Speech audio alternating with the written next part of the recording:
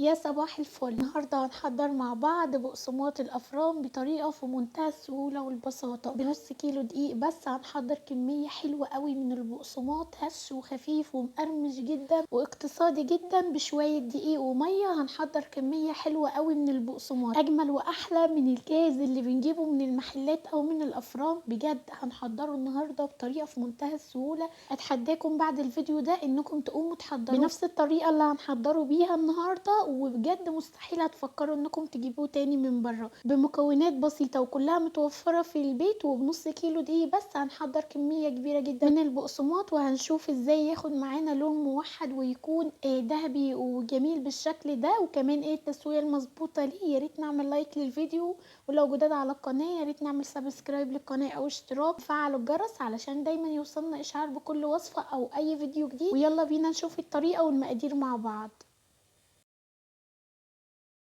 بعجينة بسيطة واقتصادية جدا هنبدأ نحضر البقسماط، وكل اللي هنحتاجه كوباية مية، ومهم جدا ان المية تكون دافية معاكم علشان تنشط معاكم الخميرة. تمام. هنحتاج كوباية من المية الدافية، وكمان معلقة كبيرة من السكر الابيض الحبيبات، ومعلقة كبيرة من الخميرة فورية، ما يعادل 16 جرام من الخميرة فورية او كيس من الخميرة الفورية. تمام. كمان هنحتاج معلقة صغيرة من الملح، ونص كوباية من الزيت النباتي، ما يعادل تقريبا 120 جرام من.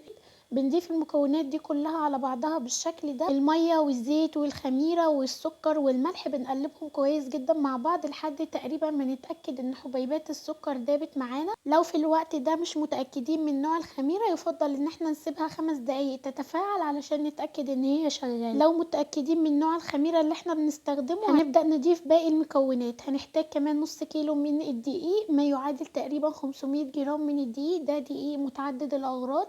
هنضيف كمان معلقة صغيرة من البيكنج باودر، وضروري نضيفها، بتخلي معاكم البقسماط هش جدا وخفيف. تمام. فضروري ان احنا نضيف معلقة البيكنج باودر الصغيرة دي. بنحط المكونات دي كلها على بعضها، ونعجن العجينة بتاعة البقسماط كويس جدا، ودي اهم خطوة. لازم نعجن العجينة كويس. لو هنستخدم عجان هتاخد معاكم بالظبط 7 دقايق، لو هنشتغل بايدينا او لو هنعجن العجينة بايدينا هتاخد معانا 10 دقايق. اهم حاجة نعجن العجينة كويس.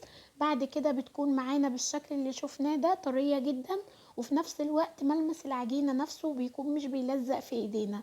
بعد كده بنحط العجينة قدامنا على الرخامة كده، طبعا مش بنسيبها تخمر، احنا هنبدأ نشتغل بيها على طول، يا دوب بنسيبها ترتاح 10 دقايق بالشكل ده، بس ضروري نغطيها اثناء ال10 دقايق دول. الفكرة هنا ان احنا بنريح العجينة علشان نقدر نشكلها بكل سهولة، والعجينة تكون سهلة التشكيل معانا، ما تتعبناش اثناء ما احنا بنشكلها. اثناء الوقت ده هنبدأ نحضر السمسم اللي احنا هنغلف بيه البقسماط من بره. هنحتاج كوباية من السمسم، ما يعادل تقريبا 200 جرام من السمسم.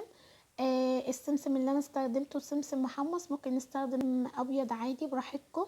اهم حاجة بنضيف السمسم بالشكل ده، وبنضيف عليه معلقتين من المية، وبنبدأ نقلب السمسم والمية كويس جدا. المية بنضيفها علشان تخلي السمسم يلزق معانا في العجينة بكل سهولة، وعلشان ما يقعش السمسم من على البقسماط بعد ما يستوي، فضروري نضيف معلقتين المية دول. ممكن كمان نضيف حبة البركة مع السمسم لو حابين، براحتكم، دي اضافات اختيارية زي ما انتوا حابين. تمام.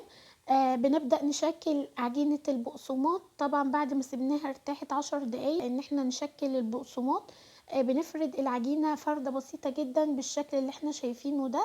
بعد كده بقطاعة او بسكينة بنبدأ ناخد جزء بسيط جدا من العجينة، يعني بناخد قطعة عجين صغيرة، وبنبدأ نبرم العجينة بالشكل ده. يعني دي بتكون طريقة تشكيل البقسماط. نحاول بقدر الامكان ان احنا ما نخليش البقسماط طويل قوي علشان ما يتكسرش هنا، يعني حجمه كده مناسب. بنبدأ نشكل العجينة كلها بنفس الشكل كده وبنفس الطريقة. كل اللي بنعمله بناخد قطعة من العجينة وبنبدأ نبرمها بالشكل ده، وبعد كده بنبدأ نحطها في السمسم، وبعد كده بنبدأ ان احنا نحطها على صينية او صاج. بنكون مش دهنينه اي مادة دهنية، يعني مش بنكون دهنينه اي حاجة، ما تخافوش مش هيلزق البقسماط في الصينية خالص. طبعا يفضل ان احنا نستخدم صواني ألمونيوم، بتكون تسويتها حلوة قوي في المخبوزات. اهم حاجة ان احنا نسيب مسافة حلوة كده ما بين كل قطعة والتانية، ما بين البقسماط وبعضه كده بنسيب مسافة، لان اوريدي لسه هيخمر ويتضاعف حجمه، فعلشان نديله المساحة الكافية ان هو ياخد تسوية مظبوطة وكمان يخمر او يرتاح كويس. تمام. حاجة مهمة جدا برضو لازم تاخدوا بالكم منها، نراعي ان احنا واحنا بنقطع البقسماط واحنا بنشكله كده ان احنا منخليش البقسماط سميك قوي، لان اوريدي لسه هيخمر تاني. فعلشان ياخد شكل حلو معاكم لازم يكون البقسماط مش سميك قوي او نكبره قوي زيادة عن اللازم، لان لسه هيخمر معانا. فعشان يكون حجمه او شكله مناسب معانا لازم يكون معانا بالشكل اللي احنا شايفينه. دي الكمية اللي انا حضرتها من البقسماط. بعد ما شكلته بيكون معانا بالشكل ده. طبعا بنراعي ان احنا نسيب مسافة زي ما قلت لكم ما بين كل قطعة والتانية بالشكل ده علشان ياخد معانا تظبوطة، وكمان علشان يخمر ويرتاح كويس. بنسيب البقسماط يخمر ويرتاح بعد التشكيل اقل حاجة ساعة، لان اوريدي الجو برد فهيحتاج معاكم ساعة علشان يخمر كويس. بعد بقى ما بنتأكد ان البقسماط خمر معانا وارتاح كويس بنبدأ نسويه. كل اللي بنعمله بنشغل الفرن يسخن كويس جدا، بنحط البقسماط على الرف الاوسط بياخد معانا ما بين 35 دقيقة ل 45 دقيقة. نحاول بقدر الامكان ان احنا ما نستعجلش عليه، لان بيستوي على نار هادية جدا عشان ياخد لون موحد معاكم، يكون اللون بتاعه ذهبي بالشكل ده، وكمان عشان يكون مقرمش معاكم والبقسماط نفسه يكون مستوي من جوه كده وهش وخفيف. لازم نسيبه وقت كويس ان هو يستوي معانا. بيستوي طبعا على نار هادية جدا، يعني بنخلي الفرن على درجة حرارة 180 عشان يستوي معانا كويس. ياخد معاكم زي ما قلت لكم من 35 دقيقة ل 45 دقيقة. وعموما وقت التسوية بيختلف من فرن للتاني، يعني ممكن ياخد معاكم وقت اقل من كده او اكتر. اهم حاجة ان احنا نسيبه يستوي كويس. ده البقسماط بعد ما استوى معانا، شايفين ما شاء الله لونه موحد جدا، لونه ذهبي وحلو قوي. البقسماط هش جدا وخفيف ومقرمش جدا، وحرفيا طعمه تحفة، ألذ واجمل فعلا من الجاهز اللي بنجيبه من بره.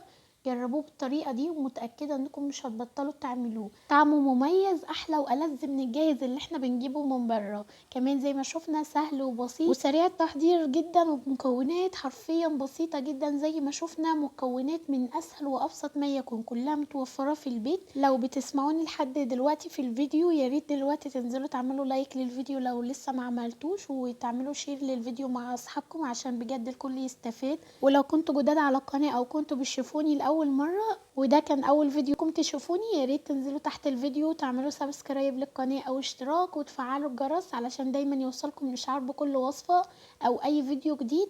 لو ليكوا اي سؤال اكتبولي تحت في التعليقات وان شاء الله ارد عليكم واشوفكم على خير.